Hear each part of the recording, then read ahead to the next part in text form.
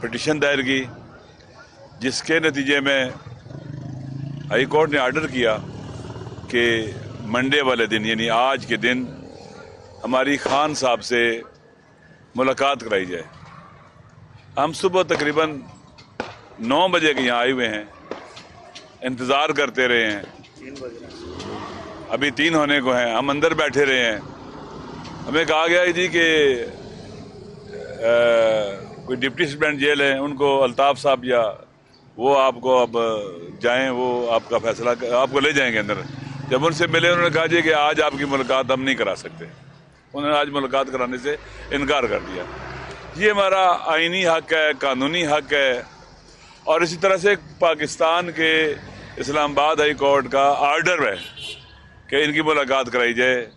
آپ خود دیکھ رہے ہیں کہ کس طرح سے قانون اپنا تقدس اور حرمت کھو بیٹھا ہے، قانون کی کوئی اہمیت ہی نہیں رہی ہے، اور جہاں بھی ججز ایسے فیصلے کرتے ہیں جو طاقتور لوگوں کے اور ان قوتوں کے جو اس ملک کو تباہی بربادی کی طرف لے جانے جاتی ہیں، ان کے مزاج کے خلاف ہوتے ہیں تو رکاوٹیں کھڑی کر دی جاتی ہیں۔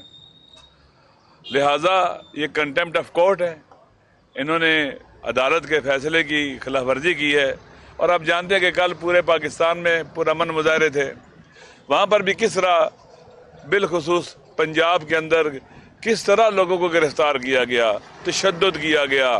یہ ان کا آئینی اور قانونی حق ہے عوام کا۔ یہ کیسی جمہوریت آئی ہے پاکستان کے اندر؟ آپ جانتے ہیں یہ تو سو کال جمہوریت ہے نا، لوگوں کے حق پر ڈاکہ ڈال کر، لوگوں کے حق کے ارادے کو بلڈوز کر کے، ان کی ووٹ چھین کر۔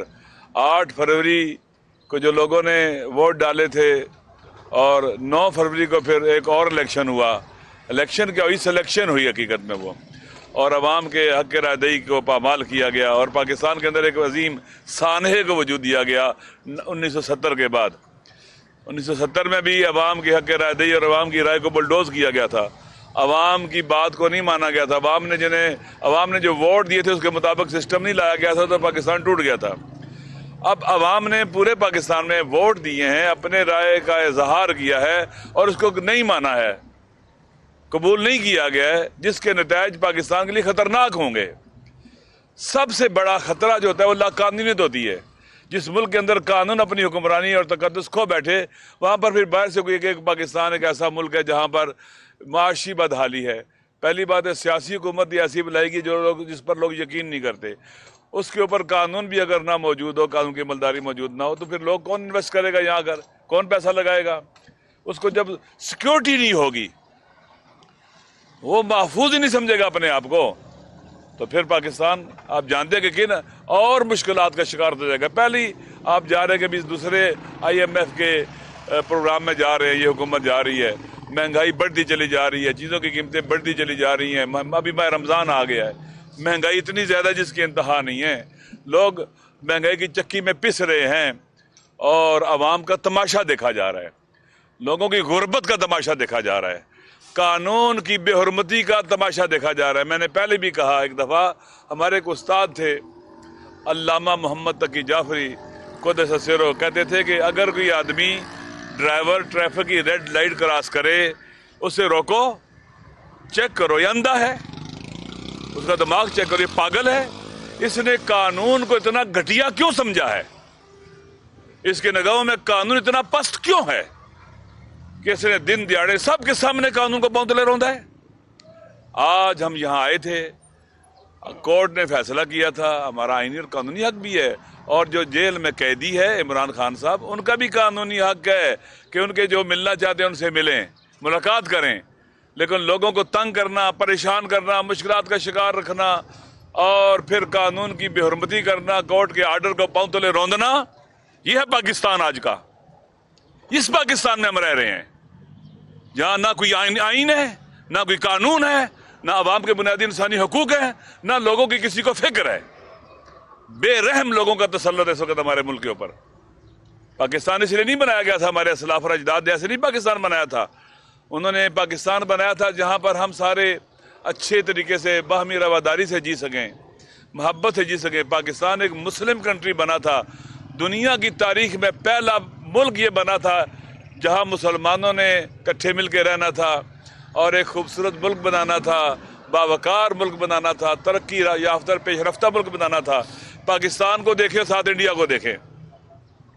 انڈیا دنیا کی تیسری اکانومی بننے جا رہا ہے، بلکہ دوسری بننے جا رہا ہے، اتنا آگے بڑھ رہا ہے۔ وہاں G20 کی کانفرنس ہوتی ہیں، پاکستان کہاں چلا گیا؟ اس کی فارن پالیسی کدھر چلے گی؟ اس کی داخلہ پالیسی کدھر چلے گی؟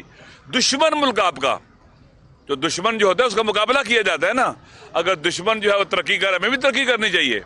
ہر چیز میں ہمارا دشمن ہم سے آگے بڑھ گیا ہے اور آپ ارریلیونٹ ہو گئے۔ پاکستان اس وقت ارریلیونٹ ہے دنیا کے بدلتے ہوئے تحولات کے اندر، دنیا کے اندر جو چینجنگز آ رہی ہیں اور پورا جو اس وقت پاور شفٹ ہو رہی ہے ویسٹ ایسٹ کی طرف، پاکستان کہاں کھڑا ہے؟ کوئی پوچھتا ہے پاکستان کو؟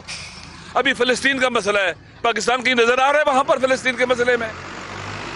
غزہ کے مظلوموں کی حمایت میں پاکستان کی نظر آ رہا ہے؟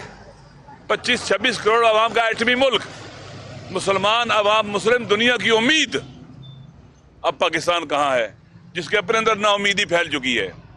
لوگ پاکستان کے سسٹم سے مایوس ہو چکے ہیں، نا امید ہو چکے ہیں اور انہیں دیوار کے ساتھ لگانے کی کوشش کی جا رہی ہے۔ میں نے پہلے کہا ہے کہ 1970 میں آپ نے عوام کے مینڈیٹ کو قبول نہیں کیا تھا، عوام نے جو ووٹ ڈالے تھے آپ نے اس کو قبول نہیں کیا تھا، اور آپ نے پھر کیا ہوا؟ پاکستان ٹوٹ گیا۔ جب عوام ساتھ نہ رہے، پاکستان کی جو پاکستان کو مضبوط رکھنے والی اور پاکستان کو انٹیکٹ رکھنے والی جو فورس ہے وہ پاکستان کے عوام ہیں۔ پاکستان کے عوام کو اب مایوس کر دیں گے اور اپنے سسٹم سے جدا کر دیں گے تو پاکستان کیسے انٹیکٹ رہے گا، کیسے باقی رہے گا؟ دیکھیں، جب عوام کسی سسٹم سے جدا ہو جائے نا تو باقی نہیں رہ سکتا۔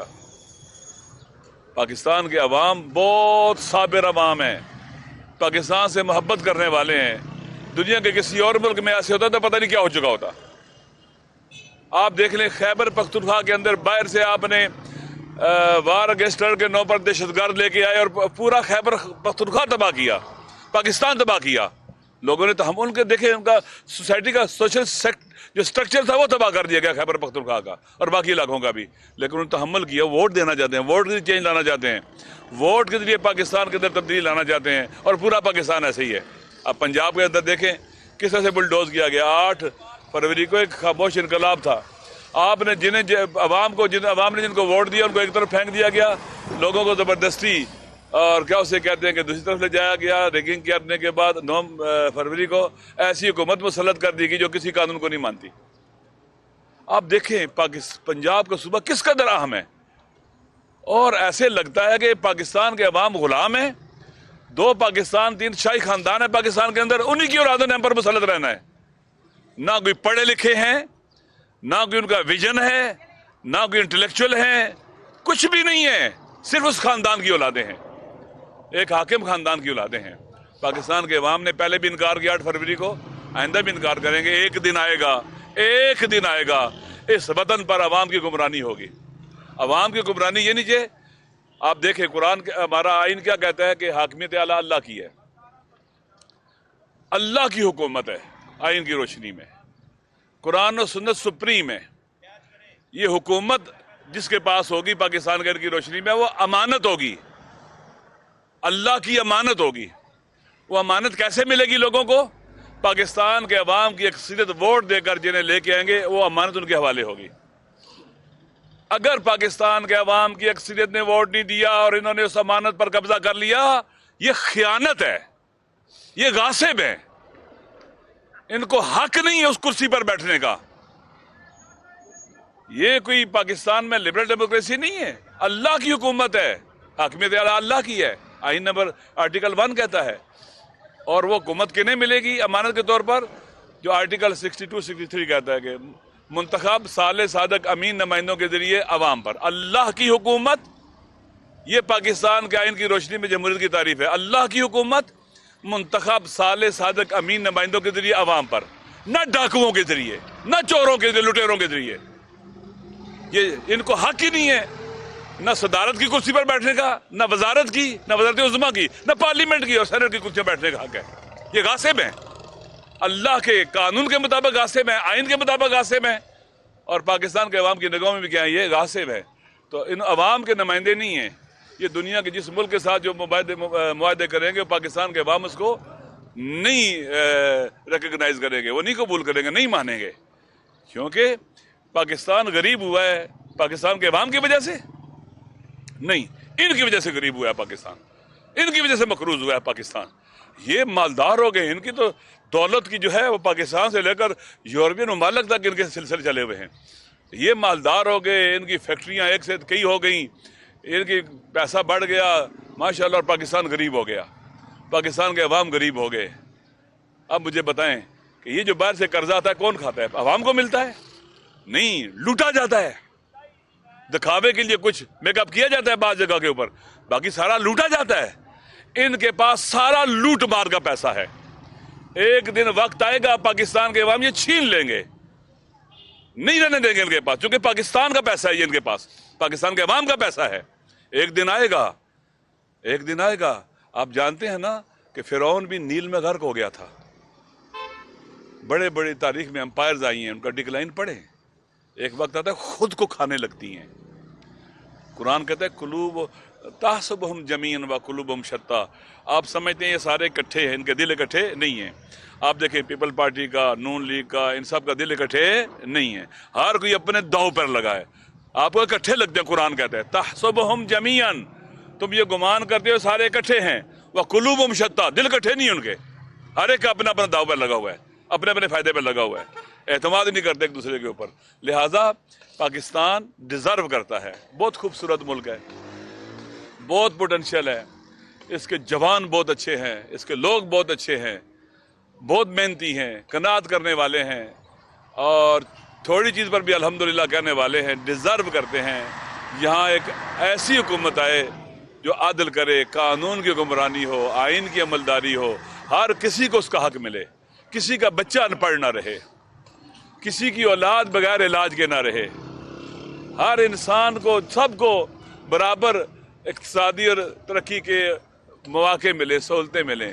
ہر جگہ آپ دیکھ رہے ہیں، بلوچستان دیکھ لیں محرومیت ہے، انٹیریئر سندھ چلے جائیں محرومیت ہے، پنجاب کے انٹیریئر چلے جائیں محرومیتیں ہیں، سب کو یکساں ترقی کے مساوی مواقع ملے، پاکستان آگے بڑھے، ہم پاکستان کے ساتھ ہیں، یہ ہمارا وطن ہے، یہ ہماری مادر وطن ہے، یہ اس وقت اسیر اور قیدی ہے، یہ لاقانونیت کو رواج دینے والے اور آئین کو پاؤں تلے روندے والوں کے چنگل میں جکڑی ہوئی ہے، پہلے سے توڑا گیا ہے، آدھا دو نیم کیا گیا ہے، اب اس کے پیچھے لگے ہوئے ہیں۔ ہم سب کی ذمہ داری ہے وطن کی خاطر، پاکستان کی خاطر، مادر وطن کی خاطر، پاکستان کے عوام کی خاطر ہم سارے اکٹھے ہوں اور یہاں پر قانون کی حکمرانی کو لے کے آئیں، آئین کی سربلندی کو لے کے آئیں، تاکہ ہمارا ملک ترقی کرے، کوئی کسی کو تھپڑ نہ مارے۔ جب کوئی پولیس والا یا کوئی بھی آدمی ایک آدمی کو، مجرم کو گرفتار کرتا ہے یا ملزم کو، حق ہے، جب تھپڑ مارتا ہے نا اس کے منہ پر یا اس کو لات مارتا ہے تو وہ آئین کے منہ پر، قانون کے منہ پر تھپڑ مارتا ہے، وہ قانون کو لات مارتا ہے، نہ قرآن، نہ اسلام، نہ دین، نہ قانون کوئی اجازت نہیں دیتا اس کی۔ اور آپ دیکھیں کیا ہو رہا ہے، یہ ڈنڈے مار رہے ہیں روز۔ کیا مظاہرہ کرنا حق نہیں ہے؟ احتجاج کرنا حق نہیں ہے؟ مسالمت امیز آگ نہیں لگانی، کسی کو توڑ پھوڑ نہیں کرنی حق نہیں ہے؟ اپنا حق جو پریکٹس کر رہا ہو اس کو آپ ڈنڈے ماریں۔ میں نے تو سنا کچھ لوگ شاید جان کی بازی ہار گئے اس مسئلے میں، خبریں میں نے سنی ہیں، پتہ نہیں صحیح ہے غلط ہیں، لیکن پیٹا گیا۔ کل کتنے لوگوں کو گرفتار کیا گیا ہے، جیلوں میں ڈالا گیا ہے، 3 MP کے تحت بند کیا گیا ہے۔ ماشاءاللہ یہ جو پنجاب کی نئی حکومت ہے یہ تحفے دے رہی ہے۔ اسلام آباد ہائی کورٹ کے محترم جج نے 3 MP لگانے والے یا پتہ نہیں کون سا MP لگانے والے کو کس حد تک ان کو جیلوں میں ڈالا ہے۔ اور اب دوبارہ سے کیا ہوا ہے پنجاب میں، وہ لوگ جو انتہائی کیا اسے کہتے ہیں کہ قانون پر عمل کرنے والے، کیا کہتے ہیں کہ باوقار شہری ہیں، انہیں جیلوں میں ڈال رہے ہیں، بند کر رہے ہیں۔ عوام کی آواز بلند نہ ہو، ان کا گلا گھونٹنا چاہتے ہیں آواز کا، نہیں گھونٹ سکو گے گلا، تم ہار جاؤ گے عوام سے، کبھی نہیں جیت سکو گے عوام سے۔ دنیا میں جو بھی عوام سے لڑا ہے وہ ہارا ہے، جو طاقت بھی عوام سے لڑی ہے وہ ہاری ہے۔ ہار نوشتہ دیوار ہے ان کا، نہیں جیت سکتے، یہ نہیں جیت سکتے۔ 8 فروری کو تم ہارے تھے نا، اگلی ہار بھی تمہاری ہے، وہ ہار ایسی ہوگی جو تم تصور بھی نہیں کر سکتے۔ تمام غیر قانونی ہتھکنڈوں کے باوجود 8 فروری کو تم ہار گئے تھے، آئندہ پھر ہارو گے، اور وہ ہار ایسی ہوگی کہ تمہیں پھر 9 فروری نہیں ملے گا انشاءاللہ۔ شکریہ۔ علامہ صاحب یہ بتائیے گا، صوبائی حکومتیں بن گئی، وفاق میں حکومت بن گئی، صدر کا انتخاب ہو گیا، وزیر اعظم منتخب ہو گئے، اس کے بعد اب آپ کی ملاقات کتنی امپورٹنٹ ہے عمران خان؟ میری ملاقات بہت امپارٹنٹ ہے پاکستان کے حوالے سے، پاکستان میں جو فیوچر کے حوالے سے، یہ جو کچھ 9 فروری کو ہوا ہے پاکستان میں، اس حوالے سے بالآخر ہم نے پاکستان کو آگے لے کے بڑھنا ہے، ہم نے مل کے چلنا ہے، پاکستان کے اندر قانون کی عملداری لانی ہے، آئین کی حکمرانی لانی ہے، جو ہم مل کے پاکستان کے عوام نے اس کو ووٹ دیے ہیں، سب سے زیادہ ووٹ دیے ہیں، ایک خاموش انقلاب لے کے آئے ہیں، اس ووٹ کو بلڈوز کر دیا گیا ہے، اور کیا اسے کہتے ہیں کہ ڈاکہ مار دیا گیا ہے۔ بالآخر ہم نے مل کے چلنا ہے، تو ہمیں ملنا ہوگا، بات چیت کرنی ہوگی، تاکہ آئندہ کے حوالے سے آپس میں ہماری مانگی ہو۔ علامہ صاحب کوئی ایسا آپ کے پاس آپشن موجود ہے کہ بجائے احتجاج کے کو بیٹھ کے مقتدر حلقوں کے ساتھ بات کی جائے؟ آپ کا ماشاءاللہ اپنا بڑا اثر رسوخ ہے، تو کیوں نہیں آپ معاملات دیکھیں، بہتر ہوں؟ میری بات سنیں، بات ہو سکتی ہے، جو آپ نے لوٹ لیا ہے مینڈیٹ واپس کر دو۔ آپ نے فارم 45 چھپا تو کیا ہوا؟ دیکھا آپ نے فارم 45 جو الیکشن کمیشن نے چھپایا، لوگوں نے دیکھ لیا، لوگوں نے ڈاؤن لوڈ بھی کر لیا ہوا ہے۔ کیا لگتا ہے کہ بہت ہی اناڑی تھے، کہتے ہیں نقل کے عقل بھی چاہیے ہوتی ہے، بہت ہی اناڑی اور نالائق لوگ تھے جو اس کو چینج کرتے رہے، اس میں تبدیل لے کے آتے رہے۔ دیکھیں بھئی، پاکستان کا آئین کس لیے ہے؟ الیکشن کس لیے ہوتا ہے جناب؟ الیکشن کس لیے ہوتا ہے؟ کہ عوام اپنے حکمران منتخب کریں۔ تو کیا یہ جو آئین کو عوام نے منتخب کیا ہے؟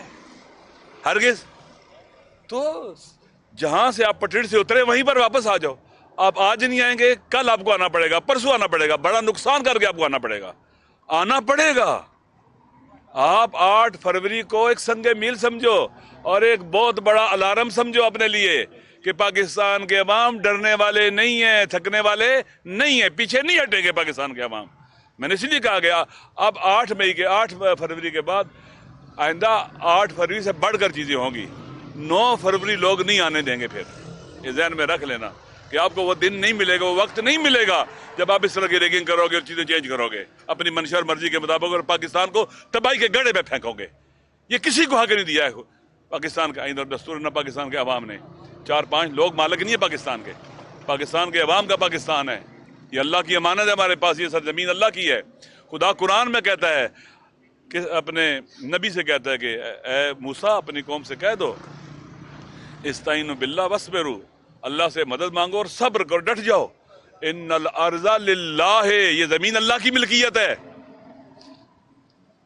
یارثھا من یشاء من عبادہ، اللہ کے بندے اس کے وارث ہوں گے جن کو اللہ چاہتا ہے۔ اللہ کنہیں چاہتا ہے؟